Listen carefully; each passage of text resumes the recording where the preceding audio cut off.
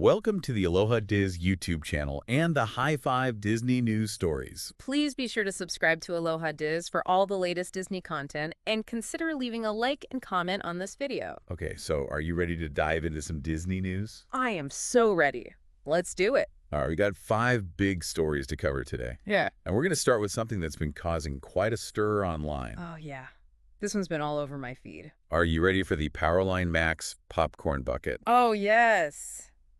The nostalgia is strong with this one. For those of you who might have missed it, this awesome collectible was a huge hit at the Disneyland After Dark 90s night parties. People were going crazy for it, pictures everywhere. I know, right? Like a total blast from the past. You know it. And for anyone who grew up with a Goofy movie Powerline is like a legend. Seriously, I mean, who doesn't love Stand Out? Exactly. So it's no surprise that this popcorn bucket is like a must-have for so many fans. Totally. It's like a little piece of your childhood you can take home. They'll fill with popcorn. Of course.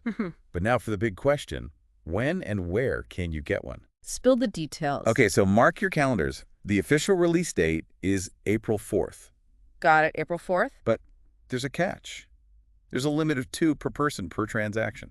Ah, so you can't just buy a whole stack of them. Nope. Unless you bring a bunch of friends. Smart move. Huh. Disney always got to manage that demand. Exactly. So where can you find this amazing bucket? Between April 4th and 7th, you can try your luck with mobile order at Galactic Grill's seasonal novelty release, the Hollywoodland seasonal novelty store, and the Paradise Gardens Park seasonal novelty store. Whoa, that's a mouthful. I know, right? Then starting April 4th, also via mobile order, they'll be at Cafe Daisy and Troubadour Tavern. So mobile order is the way to go for those first few days. For sure. Less waiting in line. Always a plus. And if you're more of a traditionalist, you can also grab one starting April 4th at the Popcorn Cart at Grizzly Peak Airfield. No mobile order needed there. Options galore. Now this is where it gets interesting.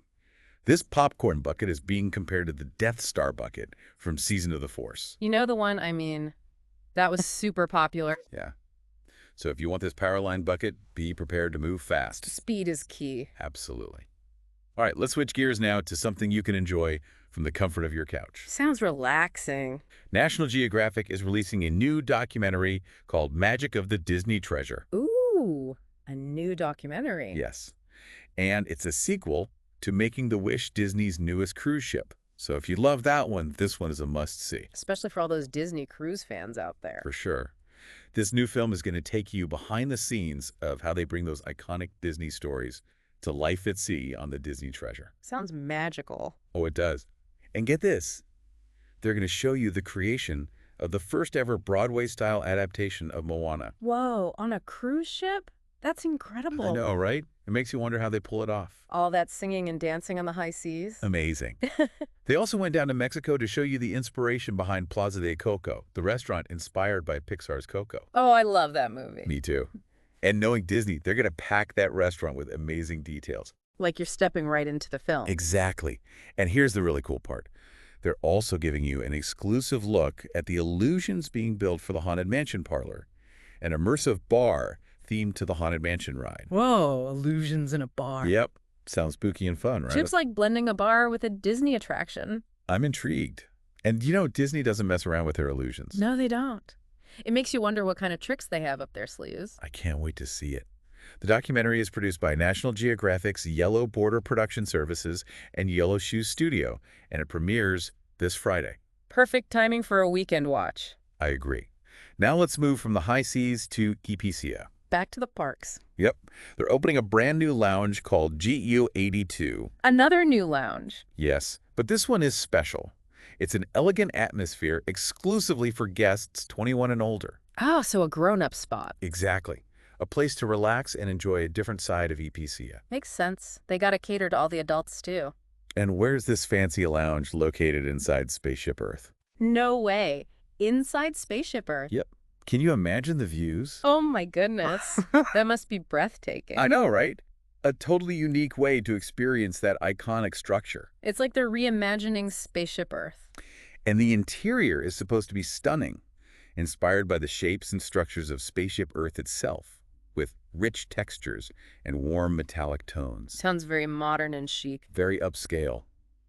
If this sounds like your kind of place, keep an eye out for reservations because they will be required. Good to know. Oh, and here's a little bonus info. GEO 82 is just the first of 2 new lounges coming to Walt Disney World this year. 2 new lounges. Yep. Later this year, they're also opening a Pirates of the Caribbean-inspired tavern at Magic Kingdom Park. So one for the adults and one for everyone. Exactly. Disney is stepping up their lounge game. I like it. Okay, story number 4 is a big one for the Walt Disney Company. What did they do now? They just won a whopping 25 Children and Family Emmy Awards. Wow, 25. That's incredible. It is. They won across multiple divisions and platforms. Shows how much great content they're putting out there. Absolutely.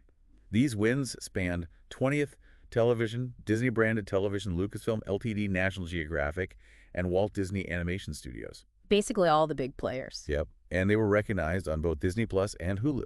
So they're dominating streaming too. For sure. Leading the pack with 8 wins was Percy Jackson and the Olympians on Disney Plus. Oh, I've heard good things about that show. It's excellent. Yep. And they won awards for pretty much everything. Young teen series, writing, directing, visual effects, even the show open and casting. That's impressive. It really is a real Bug's Life on National Geographic, and Disney Plus also snagged 4 awards, including directing and some technical categories like cinematography and sound mixing. So a good mix of live action and animation. And Marvel's Moon Girl and Devil Dinosaur on Disney Channel and Disney Plus won 3 awards, including Children's Young Teen Animated Series. So something for all ages. Always.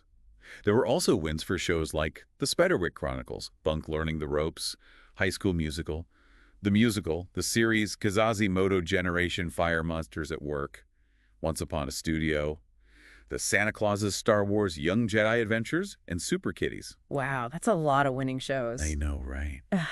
A real testament to the quality of Disney's children's and family programming. Definitely something for parents to keep in mind. Okay, last but not least, let's talk about Season of the Force at Disneyland. Oh, yeah. That's happening right now. It is running through May 11th.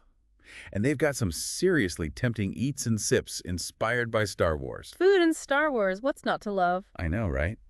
They even gave a sneak peek at the Coaxium sipper and the Tauntaun popcorn bucket in Galaxy's Edge. I saw that. That Tauntaun bucket is adorable. Right. I bet it's going to be super popular. Like everyone's going to want one. For sure.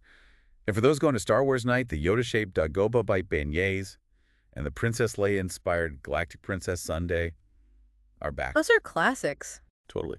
Now, our source did a little food crawl to check out some of the offerings. Yeah. The fried chicken bales at Docking Gate 7 got a big thumbs up. Oh, those sound good. They do. Apparently, they changed the name from the Star Wars canon tip. Yep. Which is kind of sad. But they said the focus on deliciousness is a good thing. Yeah, makes sense. Gonna appeal to everyone's taste buds. The fried Falloon cheese skewer also got rave reviews. Easy to eat and super tasty. Cheese and Star Wars. Sign me up. Now, Galactic Grill in Tomorrowland was a bit hit or miss.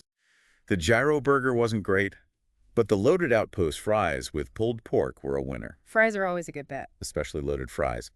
But the real star at Galactic Grill were the slush drinks that come with mini lightsaber stirrers that light up. Oh, that's awesome. So fun. Yeah. And finally, one sad note for dessert lovers. The Darth by Chocolate Parfait Cake is MIA this year. Ah, bummer. I know, some fans are disappointed. But hey, there's always next year. Maybe they'll come up with something even better. You never know. So there you have it, 5 of the latest Disney news stories broken down just for you. It's always something new with Disney. It really is. If you want more Disney content, please like and comment on this video and subscribe to Aloha DIS. Mahalo for joining us. See you next time.